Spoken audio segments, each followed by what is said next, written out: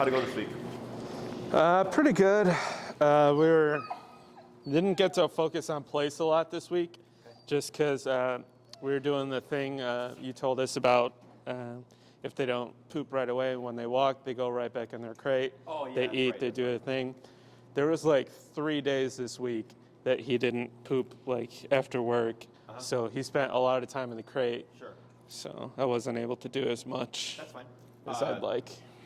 Did the pooping start to get consistent, or? I started layering in treats again, like yesterday and today, and he's done pretty good so far. Okay. Like right after he does his business, he knows he gets a treat, so he's definitely a lot happier about it. Yeah.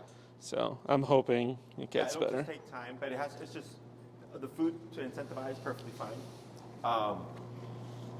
It's just you're creating new habits, you know. So like we have a puppy right now. I don't know if you can see him. I think she's behind the radiator, but she spends a lot of time in the crate because she's not going outside. So the only way to break that habit is literally just create them until eventually they start going, and we reward that, and then we start giving freedom. Yeah, I felt bad just because like that's his only playtime really is just like after work. And my other one, Pepper, she's been good about it, so she gets to be free, but he's just locked up for all of his playtime, basically. Yeah. I'll take him out 2 or 3 times. He still doesn't go. Yep. So it like kind of sucks for now, but it's best to be strict because you'll get there faster as opposed to giving leniencies, because then you're going to take steps back and steps forward, steps back and steps forward. So Right. like just get it done. So then maybe it takes a month or whatever, and then you can start to give them those freedoms sooner. But yeah, the food stuff is perfectly fine. You can also, when you start to see him sniff or circle around as if he's going to poop, I like to repeat the phrase "go potty" or something like that. So it's as he's circling "go potty," "go potty," "go potty," right, and then he starts to poop. Yes, and then once he finishes, immediately feed. And then the phrase "go potty" is not going to make him go instantaneously, but it is going to help incentivize him to go. So like my pit, I taught her go potty. So she's out, if it's cold and I say go potty, you'll start to see her looking around for a place to go, just so it just like speeds up the process. Okay? Yeah, it's been easier with the Prong in the snow. He's eating less snow, and he knows that that's not like his only job when I take him out. That's the only thing he cares about. Okay. I'm able to control him a little bit better and sort of steer him. Sure. Okay. So then what we're going to cover today was, I believe, putting e-collar over heel. Okay. And then like the vocalization outside, still doing better? Or still doing good? Yeah, that first day we brought him here, that was rough. He's usually not like that when I take him out. It's mostly like this, if he does anything. Sure. He's never super cry. There you go. Good job. Okay. Let's go ahead and see. Grab your collar and hit the pager function. This test if it's on here. Should be that front button right there, pager. Yeah. So if you grab the collar and you hit pager, it should vibrate. Yep. Yeah. Okay, cool. So I just want to test that it's on. So what we're going to do is, what's the level currently set to? 64. Is that where he was getting contact there? For the pager? Yeah. Yeah, he felt it, I think. Okay. So go ahead and give a test tap here at the nick. I can't remember which one that On is. the side. There you go. Tap again. Tap again. So you see how there's like no response from him? So you can bump it up to 70. Yep. Tap. There it is. One more tap here. There he goes. Cool. So we might have to adjust that as we go along, but we'll start with that for now. Okay. So what we're going to teach is essentially what we did that first class with the turning and stuff, but now we're laying the e-collar over that. Now when we did prong collar, we had to go kind of opposite kind of thinking, because then I was telling you to shorten the leash, but when we do e-collar, we give slack, okay? So we're going to go back to giving slack. Go ahead and you're going to shorten your leash, giving him just about armpit length, yeah, right there. So when you go ahead and, so where you have that left hand is perfect. So go ahead and stand right next to him. Yep, so with your arm relaxed, the way you're holding it, you see how it's kind of hanging by the armpit right there? So for me, that's like the perfect length. Yeah, how it's just like right there by the armpit. Okay. Because if it's any longer than that, it'll get tangled underneath the legs. And if it's any shorter, it's not going to allow him to pick up on the concepts, okay? So I'm going to give those instructions, the turn, the tap, and then the pull to the left. So every time you're walking, if he gets ahead of you, if I say turn, just that abrupt turn to the right, like so. Tap would be, of course, press that button one time. Okay. And then pull to left is if he flushes to your right side as you're walking, you're going to pull to left as you tap on the button to flush him from your right side over to your left side. Okay. So go ahead and start to move forward. Good. Go ahead and turn. Tap. Tap. Good. Keep forward. Good. Go ahead and turn. Good turn. Keep forward. Good. Yep. Keep forward.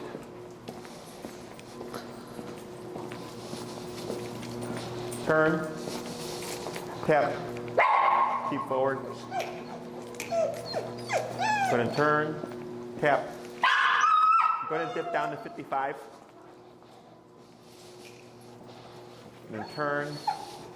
Good turn. Good. Keep forward. Tap forward. Tap. Tap. I'm going to go to 60. And then turn. Tap. Tap. Tap. Good.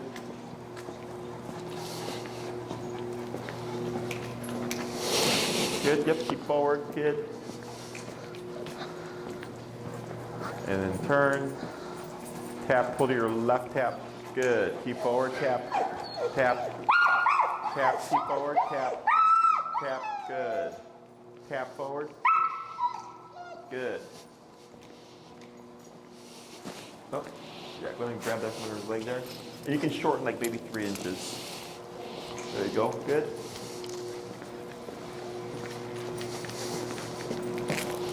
Good. Keep forward. Now turn. Tap. Tap. Tap. Good. Good. Turn. Good turn. Good. Keep forward. Good.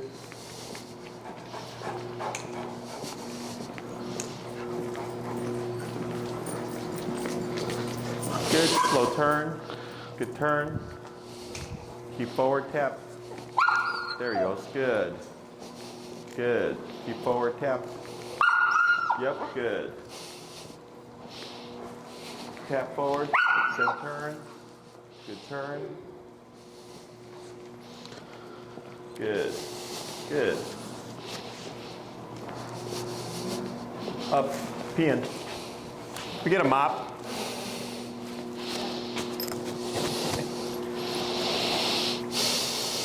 Yep. Did you get it out? All right, go ahead and go forward. Yep, you got it. Good. And then turn. Good. Keep, go ahead and turn again. Tap, tap, tap. Good. Tap forward. Tap forward. Good. Slow turn. Good. Thank you. Pull left. Tap. Good. Good. Go to turn. Tap, tap, tap. Go to 65.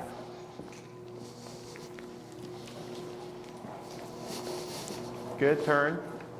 Good turn. Keep forward. Tap. Tap. Keep forward. Tap.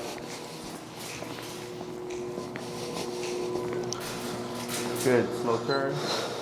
Good turn. Tap. Tap. Good. Good. Better.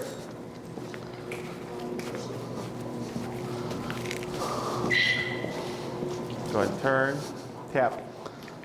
Tap. Tap forward. Go ahead and turn again. Tap. Tap. Tap. Good. Slow turn. Good turn. Pull to your left, tap. Good. Now slow walk, but keep forward. Keep forward, tap. Tap. Go to, there you go, good. Good, go and turn. Good, keep forward, good. Go ahead and turn, tap, tap, tap, tap, tap. Good, go ahead and pump to 70. And then turn when you're ready. Good. Turn, tap, tap. Yep, good. Keep forward, good. Slow turn.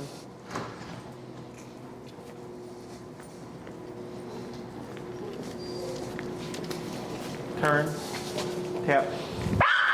Okay, keep forward, good. Slow turn. Good. Better. Turn, tap. Keep forward, you got it, good. Slow turn. Good turn. Pooping. Bud.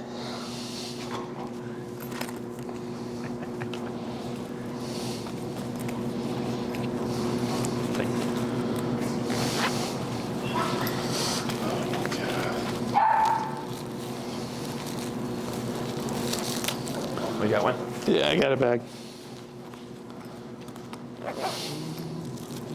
Thank you.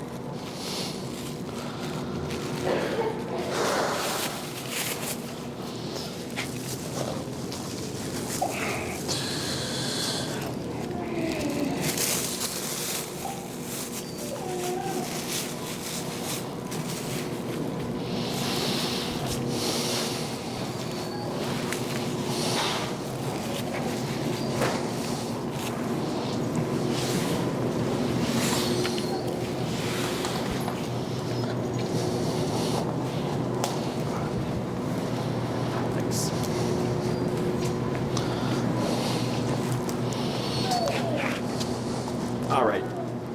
Go ahead and turn here. Yep. Good.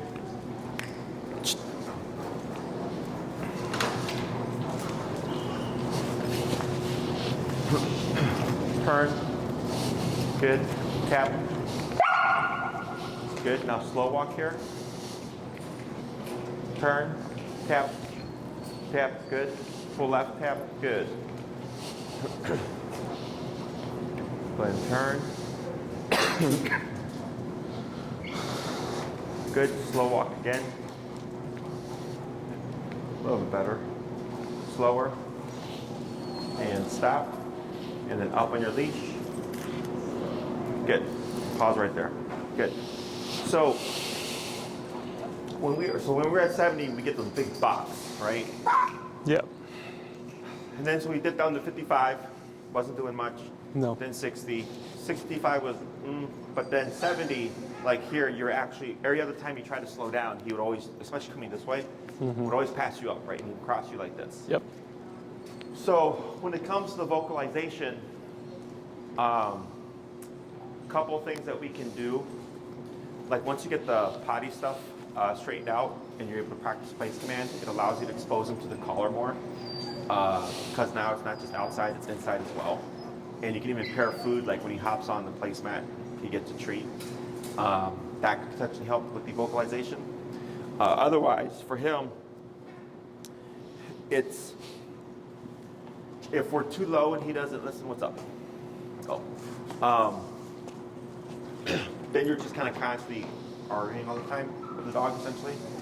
So ideally, we don't want vocalization. But every now and then we get a case like this where if you try to operate underneath that, the dog won't listen. But then when you do operate the correct number, the dog yips, right? Yep. So then it sucks because then obviously like you're outside, you're correcting him for something and he's making a big deal about it, right?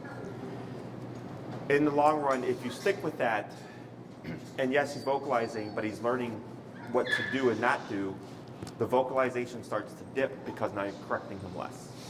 Okay? So the same rules apply in terms of like on the walks, you start lower and work your way up until you find a number that keeps him at your side. But if you find you keep hitting this like 70 where he listens, but then each time you tap him, he also barks in response, just stick with it, and eventually you'll start seeing that he's going to be barking less because you're remoting less because he is learning. Okay? Okay. So I wouldn't take it so much because he's in physical discomfort. It's because he's a very vocal dog. Like that's just, you know, like it's like people that talk loud. Like, you can tell them to talk quietly, but then within a few minutes they're going to be talking loud again, right? Yep.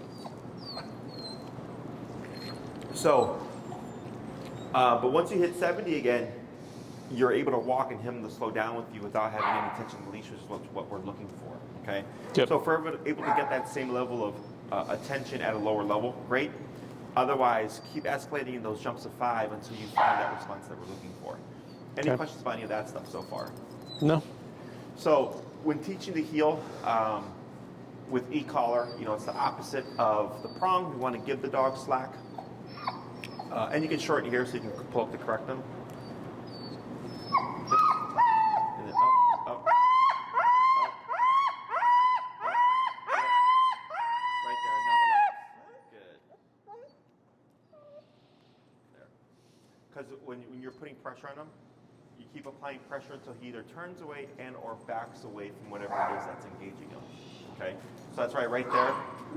When he's up in that, and then you finally backed off, I said, now you can release the pressure because he was disengaging. Okay? So right now, I would only use e-collar to get him to walk with you. I wouldn't use it for any of the vocalization stuff. Okay. Or any of like right now what you just did and you jumped to the prong. I would keep with that process. Sure. Okay. So, so when you walk with him now, instead of you would still have him on the prong, but instead of having it short, you're only using the prong for like this kind of control, like the disengagement. Yep. Or if you need to like physically manipulate him. But now if you were to pass you would start making those about turns to the immediate right while tapping on the collar. So the e-collar is correcting the passing or pulling behavior. Okay? And you're using your prong to de-escalate him and or to disengage him from anything that he's too attentive to. Does that make sense? So I should be just giving him a set amount of time for breaks, and then the rest of the time he should be walking good? Correct. So the general rule of thumb that I follow is 80% work, 20% play. So if it's an hour-long walk, 45 to 50 minutes would be structured heel. 10 to 15 minutes would be break time to be a dog. Okay? Because if you practice more freedom and do what you want, you're gonna get that kind of dog in response. Okay? And then if you practice we do discipline and then I give you permission to be a dog, you're gonna get that kind of dog response. Okay? So I do 80% work with 20% play. So it's a 20-minute walk, 15 minutes would be structured heel, 5 minutes would be break time. And you can divide that up however you'd like. You could do 2.5 minutes in the morning, in the beginning of the walk, do 15 minutes of a walk, and then 2.5 minutes at the end. You could do a full 15-minute walk and then a 5-minute break at the end. However you'd like. It's just general rule of thumb of 80% work to 20% play whenever you take them out. Okay? Now, if you just take them out for a quick potty break, you're fine. You don't have to employ the heel and all that stuff because the intention is just to like, get them to potty and get ready for bed or whatever it is. Okay?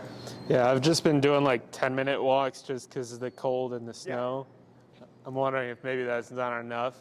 It's not giving him enough time to like do what you can. poop. I like in the wintertime, it inhibits everybody's training. But you know, you're just following that 80% work with the 20% play rule.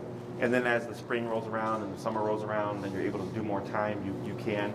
Once you get the potty stuff under control and you start to do place work, that also gives you another option to practice discipline within the home without having to worry about the weather. Okay? Yep. But it's because you're trying to work on a bunch of stuff at once. Is obviously you're not how do you say going to dedicate the entire day to training a dog, right? You just do what you can as you live your life with him. But I would prioritize the potty training stuff.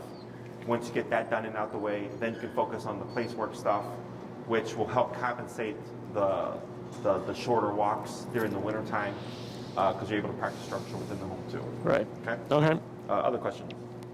Nope. So we're not using the word heal yet because we're still conditioning the behavior. Next class, we'll start to apply it.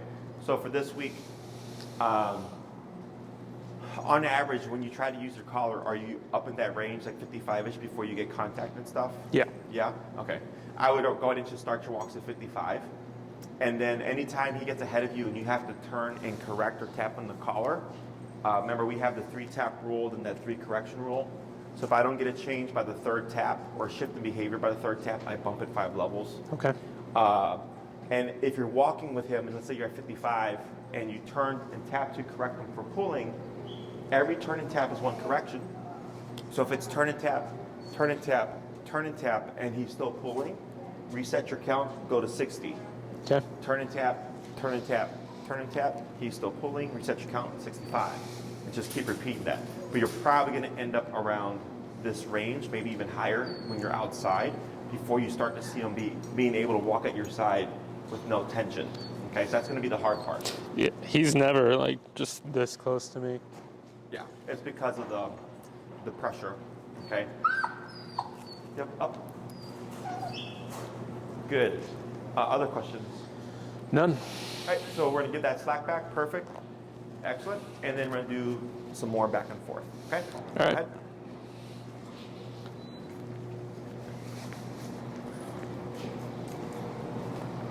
Good. Slow turn. Good turn.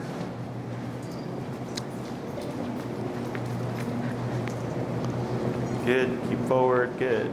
Pull left tap. Good. One slow turn. Good. Pull left tap. Good. Good.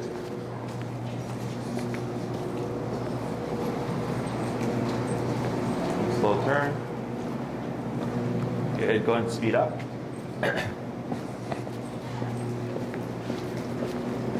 And then slow walk. Good. Pull left tap, slow turn. Good.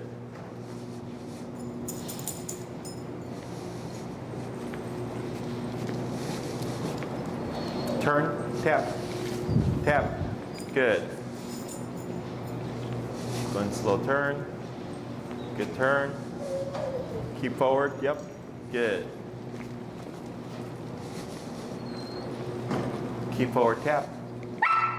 Good. Slow turn. Good turn. Slow walk, keep forward. Turn, tap, tap, tap. Good. Slow turn. Good turn. Turn, tap. Good. Slow turn. Good turn. Better. Slower, keep forward. Good. Pull left tap. Good. Slow turn. Good turn. Go and speed up. Tap forward.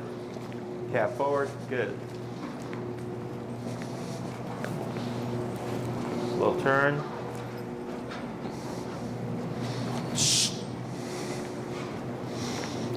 Hey, Rebecca.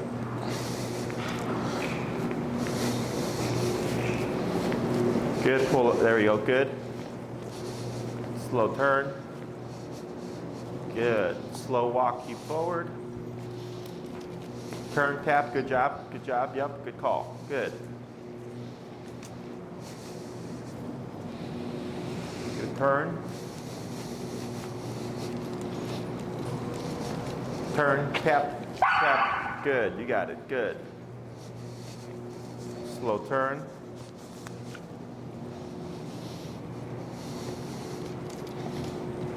Turn, tap. Good. Yep, keep forward. Good. Slow turn. Good job. Turn, tap. Yeah, you got it. Good. Good. Yep, so go ahead and bump 5 levels here. And just keep forward. Yep. Good. And then slow turn. Good turn. Good.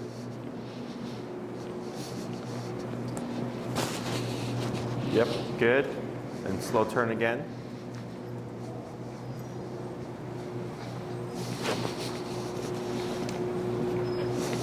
Good. Keep forward. Good.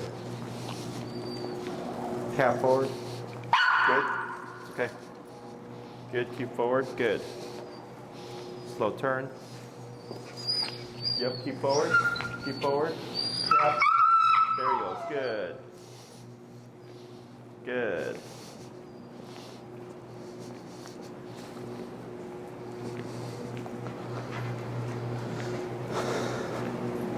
Slow turn. Good turn. And then slow walk to that corner right there. And then stop. Good. And then up on your, there we go. Good. Excellent. So here, he was struggling with that little spot right there, right? Mm-hmm. So whenever I see that happen, I'll target it. So then you did the few corrections. So we hit the 3, so we bumped it to 75. But then on the one that we bumped it, just after that, he was able to complete the turn. So then they had you come all the way down and then back again. But then he like stalled right here. Yeah. So that's stalling, most likely because of the pressure. He's starting to pick up on, if I go past that leg, pressure goes off and it's high. I don't like it. So then the dog starts to stall because they want to avoid the pressure, but then they can also, it wasn't really shut down. There was some resistance, but like, nah, this is stupid. I don't want to do this anymore. So then he's like, I'm just not going to move, right? So we kick him with pressure there. So then he learns, well, not moving is not an option, and moving past him is not an option. So then you started to see him kind of hover behind your left leg a little bit, yeah, because he's being more cautious because he's wanting to avoid the e-collar. Mm-hmm. So it's literally just repetition. But if you ever see on the walk, and I saw you start to recognize, because he had this habit of getting ahead of you and then he'd cut over like this, right? And there was a couple that you just recognized and you turned and corrected, which is what you're supposed to do. So now it's just applying that on your regular walks. But you might find on the return home, it's going to be a struggle because he's probably going to want to get home faster. Okay, so you're going to find yourself turning and turning and turning. So if you go on a walk and you realize when you start to make your way back home and he knows that you're going home, he's going to push more. And if you run out of time to, if you can't dedicate time to make him walk at your side through the corrections, you can simply come to a stop, say break, and just let him pull you home, okay? Because you've ended the exercise. What I don't want to do is start the healing exercise and then he keeps pulling and then I randomly stop because I don't want to, I don't have time to reinforce it because there's no definitive end to the exercise. As long as you come to a stop and you say break and then you walk and he pulls you home, that's perfectly fine.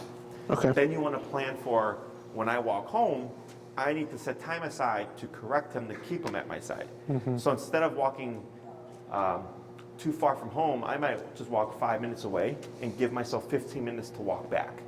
So I can dedicate time to correcting him to keep him at your side. Because he wants to go home faster because the exercise is stressful.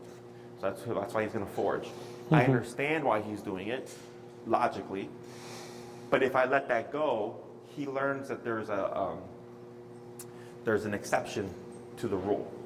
And there are no exceptions. So then you just keep turning and tapping, increasing the pressure 5 levels, until eventually you'll hit a number that'll keep him at your side and allow you to walk to and from home with no problem. Okay? Sure. Questions on any of that? No. Otherwise, his walking and paying attention to you was a lot better. The slowing down and stuff was better. He just had that like little trouble spot right there. Mm-hmm. Yeah, for some reason he just like wanted to shoot up ahead right there. Yeah. So we'll go ahead and do another back and forth here. Go ahead and move forward. There we go. Good.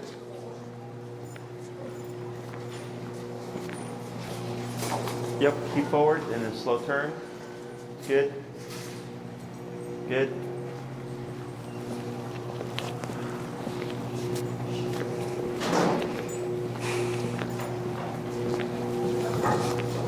Good.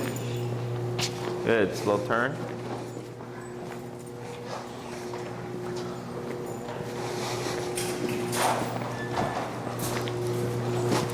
Better.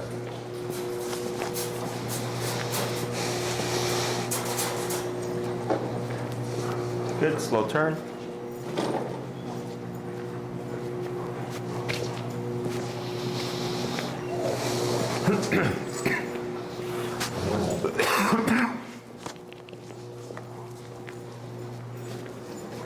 I think I put it over there. Good, slow turn. Good turn, slow walk. Slower. And stop. Good. There you go, that's fine. Forward again. Good. There you go, good. And if he stalls like that, and you keep moving, the prong should pull him forward. Yeah. Unless he's definitely, like if he's like absolutely putting the brakes on, just keep moving, the prong should get him to go. Otherwise, if you feel like he needs a bit more pressure, then you can add in the e-collar. Sure.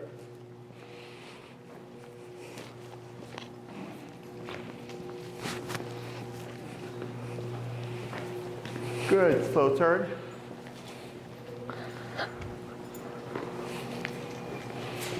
Good.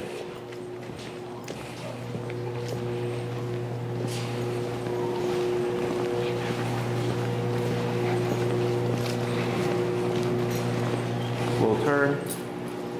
Good. Pull left. There we go, it's good. Going to speed up.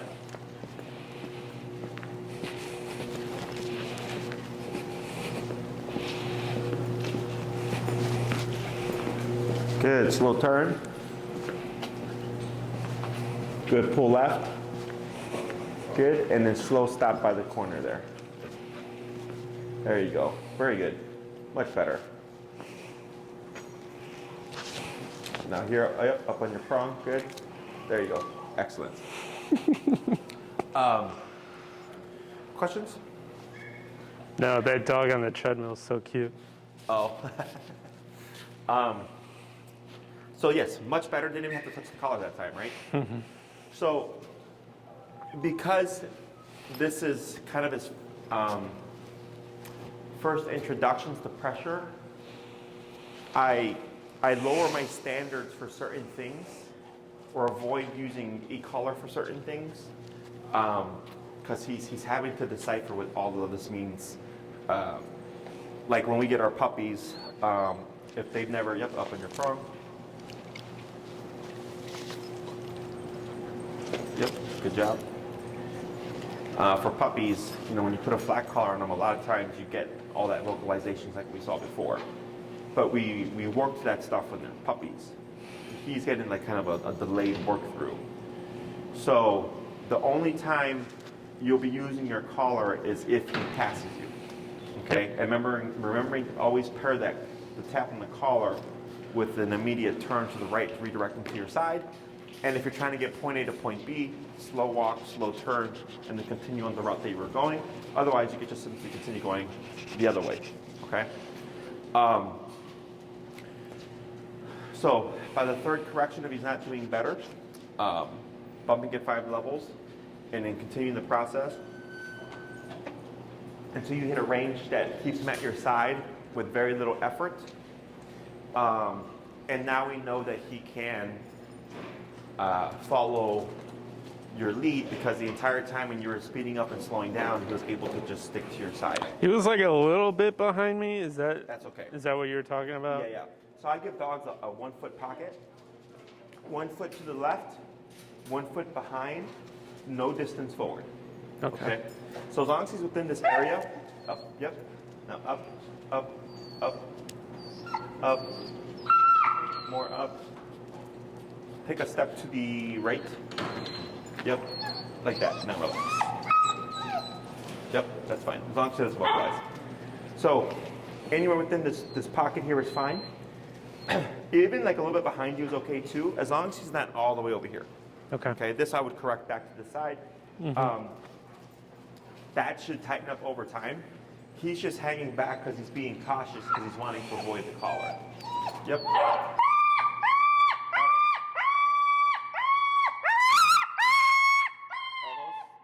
And now relax, right there. Good. So you see how he shifted back like this? That's when the pressure turns off. Good. By next class, we'll most likely start pairing in the e-collar to start addressing other things as well, like the reactivity right there. Okay, so technically you could kick him with the pressure, but I want him to get a feel for the e-collar, because he has to have a reference point, and I want him to perceive the e-collar as a counter to my left side, so that when we correct them, like for now, like if we did try to use the e-collar, it would stop him from staring over there and pull him over this way closer to you.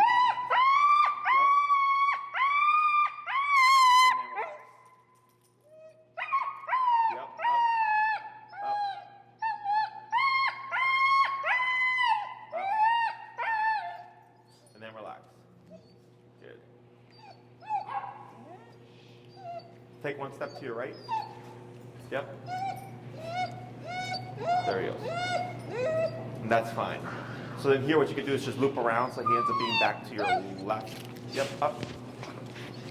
Up, yep. Almost. Almost. There. Yep. Then let the right hand go. Yeah, there you go. It'll unloop under off his leg there. Good. And then up. Good. So we'll just use the e-collar for returning him to your left side, but then by next class we'll most likely be using it to correct crap like that too. Okay. I just don't want to overload him with too much pressure that he doesn't retain anything. Sure.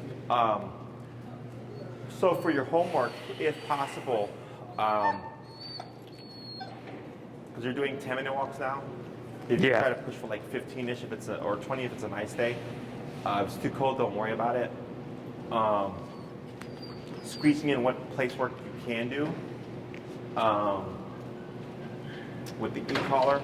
You can pair food with that. You can do food with the potty stuff. That's not a problem. And then, of course, when you're done with the exercise, you just cue the word break, and he can sniff and be a dog or whatever. But we're not going to use the word heel this week. Okay. Any questions on that? For his place training, would you recommend me putting my other dog, Pepper, like in a different room? Or do you think he'd be distracted if she's just in her kennel? If she's in her kennel, he should be fine. I mean, if it's a distraction, if she's proving to be too much of a distraction, you can remove her. So you can just focus on the place training, and then you can add her in later to add a bit more difficulty to it. Yep.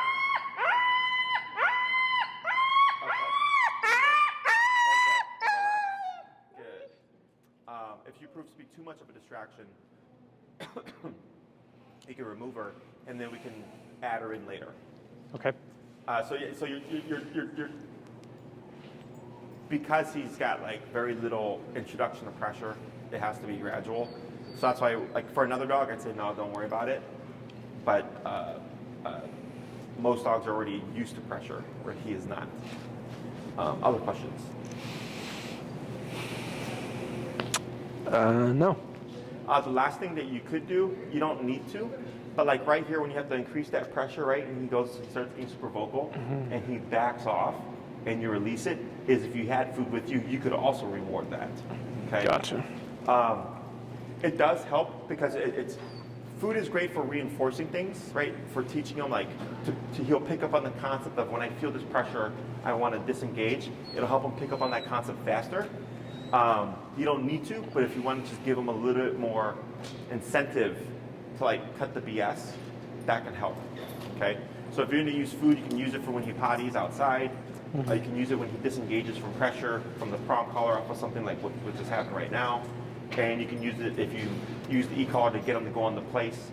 Once he completes it, you can feed him there as well.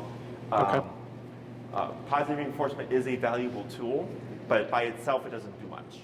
Okay, but because you're doing all this stuff, it would work out really well. Okay. Other questions? No. So for this week, adding the e-collar for just passing you. Don't worry about the behavioral stuff. Continue with what you've been doing. And then if you want, you can add in food as well. Okay? Super. Awesome. Great. Break.